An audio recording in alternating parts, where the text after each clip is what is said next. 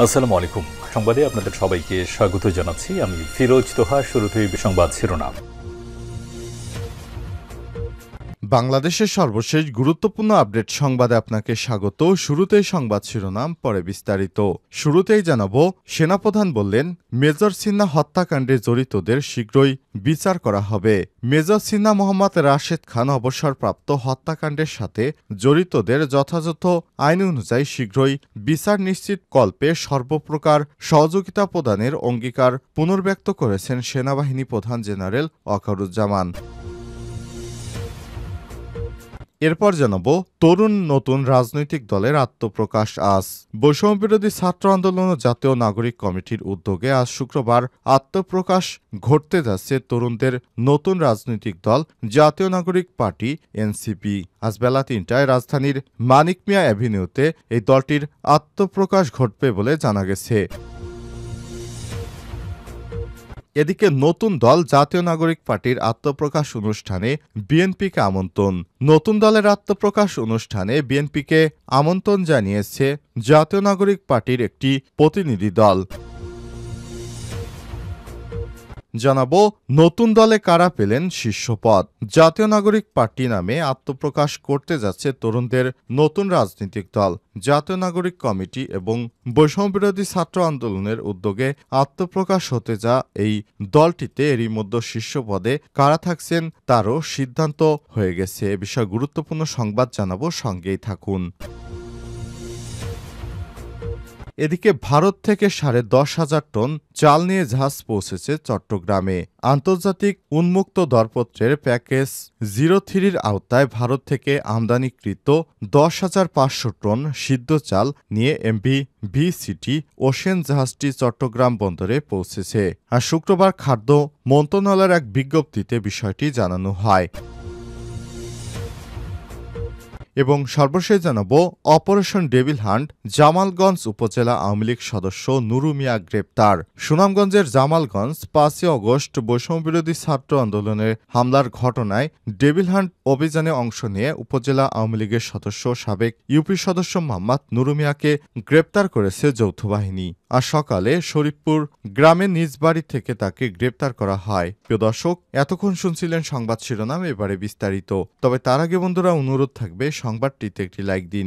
এই চ্যানেলে আপনি নতুন হয়ে থাকলে আমাদের সংবাদটি দেখতে দেখতে চ্যানেলটি সাবস্ক্রাইব করে রাখুন। কমেন্ট করে বন্ধুরা আপনার মূল্যবান মতামত জানিয়ে দিন আপনি বিশ্বের কোন দেশ থেকে বা বাংলাদেশের কোন স্থান থেকে আমাদের সংবাদটি দেখছেন এবং শুনছেন। এবারে বিস্তারিত। মেজর সিনহা হত্যাকাণ্ডে জড়িতদের শীঘ্রই বিচার করা হবে বললেন সেনাপ্রধান।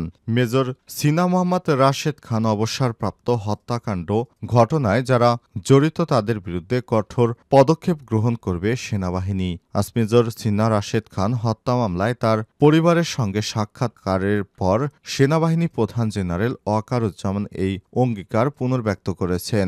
মেজর সিনহার স্মরণে নির্মিত সিনহা স্মৃতিফলক উদ্বোধন অনুষ্ঠানের আয়োজন করা হয়। এ সময় শোক সন্তপ্ত পরিবারের প্রতি গভীর সমবেদনা জানান সেনাবাহিনী। দিন রাতে আন্তঃবাহিনী জনসংযোগ পরিদপ্তর আইএসপিআর থেকে পাঠানো এক সংবাদ বিজ্ঞপ্তিতে সব তথ্য জানানো হয়েছে। বিজ্ঞপ্তিতে বলা হয়েছে, সেনাবাহিনী প্রধান জেনারেল ওয়াকারুজ্জামান প্রধান অতিথি হিসেবে উপস্থিত থেকে কক্সবাজার জেলার অন্তর্গত টেকনাফের বাহারছড়া ইউনিয়ন শ্যামলাপুর বিজিবি কক্সবাজার রিজিয়নের সার্বিক তত্ত্বাবধানে নির্মিত সিনহা স্মৃতিফলক উদ্বোধন করেন। উল্লেখ্য, 2020 সালের 31শে জুলাই রাতে কক্সবাজার জেলার টেকনাফ উপজেলার অন্তর্গত বাহারছড়া ইউনিয়নের শ্যামলপুর নামক স্থানে নিরস্ত্র মেজর সিনহাকে গুলি করে তৎকালীন পুলিশের এসআই এবং পুলিশের ওসি প্রদীপ। এই ঘটনায় বর্তমানে ওসি প্রদীপ এখনও কারাগারে রয়েছে। তরুণদের নতুন রাজনৈতিক দলের আত্মপ্রকাশ আজ। প্রায় 3 লক্ষ লোকের সমাগমে ঘটানোই তাদের লক্ষ্য। অনুষ্ঠান সফলভাবে শেষ করতে একাধিক কমিটি গঠন করা হয়েছে। দায়িত্ব পালন করবেন জাতীয় নাগরিক কমিটি ও বৈষম্যবিরোধী ছাত্র আন্দোলনের স্বেচ্ছাসেবকরা। বৈষম্যবিরোধী ছাত্র আন্দোলন ও জাতীয় নাগরিক কমিটির উদ্যোগে আজ শুক্রবার আত্মপ্রকাশ ঘটতে যাচ্ছে তরুণদের নতুন রাজনৈতিক দল জাতীয় নাগরিক পার্টি এনসিপির আজ বেলা ৩টায় রাজধানীর মানিক মিয়া অ্যাভিনিউয়ে এই দলটির আত্মপ্রকাশ ঘটবে বলে জানা গেছে। অন্তর্বর্তীকালীন সরকারের সাবেক উপদেষ্টা নাহিদ ইসলাম এবং জাতীয় নাগরিক কমিটির সদস্য সচিব আক্তার হোসেনের নেতৃত্বে আত্মপ্রকাশ করতে যাচ্ছে নতুন এই রাজনৈতিক দল। দলটি আত্মপ্রকাশ ঘিরে সব ধরনের প্রস্তুতি শেষ করেছে। জাতীয় নাগরিক কমিটি প্রায় ৩ লক্ষ লোকের সমাগম ঘটানোর লক্ষ্যে তাদের অনুষ্ঠান সফলভাবে শেষ করতে একাধিক কমিটি গঠন করা হয়েছে।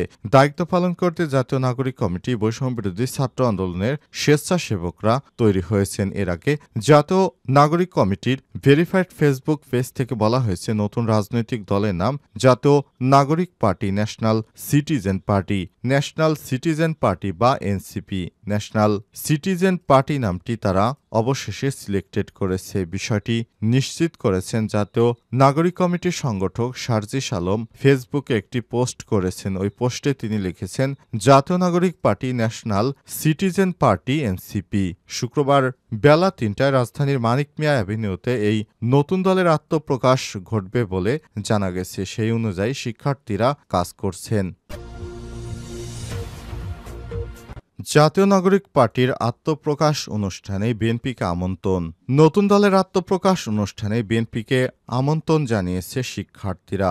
নতুন দল গঠন করা হবে এ বিষয়ে বিএনপি, জামাত ইসলাম এবং প্রধান উপদেষ্টাকেও আমন্ত্রণ জানানো হয়েছে। জামাতের আমির বিএনপির বেগম খালেদা জিয়া, প্রধান উপদেষ্টা প্রফেসর ড মোহাম্মদ ইউনূস সহ দায়িত্বশীল ব্যক্তিদেরকে শিক্ষার্থীদের নতুন দল গঠনের অনুষ্ঠানে আমন্ত্রণ জানানো হয়েছে। উল্লেখ্য, শিক্ষার্থীদের এই নতুন দলের প্রধান হবেন উপদেষ্টা নাহিদ ইসলামের তত্ত্বাবধানে এই দলটি গঠিত হবে। বিএনপির সিনিয়র যুগ্ম মহাসচিব অ্যাডভোকেট রুহুল কবির রিজভী শিক্ষার্থীদের আমন্ত্রণপত্রটি গ্রহণ করেছেন। বৃহস্পতিবার ২৭ ফেব্রুয়ারি রাতে বিএনপিকে দাওয়াত দিতে সংসদ ভবনে এলডি হলের দলটির বর্ধিত সভাস্থলে আসেন জাতীয় নাগরিক পার্টির ৩ সদস্যের প্রতিনিধিরা। এই তথ্য নিশ্চিত করেছেন বিএনপির মিডিয়া সেলের সদস্য সাইরুল কবির খান। সূত্রের বরাত দিয়ে জানা গেছে, বিএনপির চেয়ারপারসন খালেদা জিয়া, দলের ভারপ্রাপ্ত চেয়ারম্যান, দলের মহাসচিব ফখরুল, নেতাকর্মীদের আগামীকাল শুক্রবার আয়োজনে দাওয়াত করা হয়েছে। সেই চিঠিটি গ্রহণ করেছেন বিএনপির সিনিয়র যুগ্ম মহাসচিব অ্যাডভোকেট রুহুল কবির রিজভী, বিএনপির নেতা শহীদুদ্দিন চৌধুরী আনি। এছাড়াও বিএনপির আরও দায়িত্বশীল বেশ কয়েকজন নেতাকর্মী সেখানে উপস্থিত ছিলেন। নতুন দলে কারা পেলেন শীর্ষ পদ?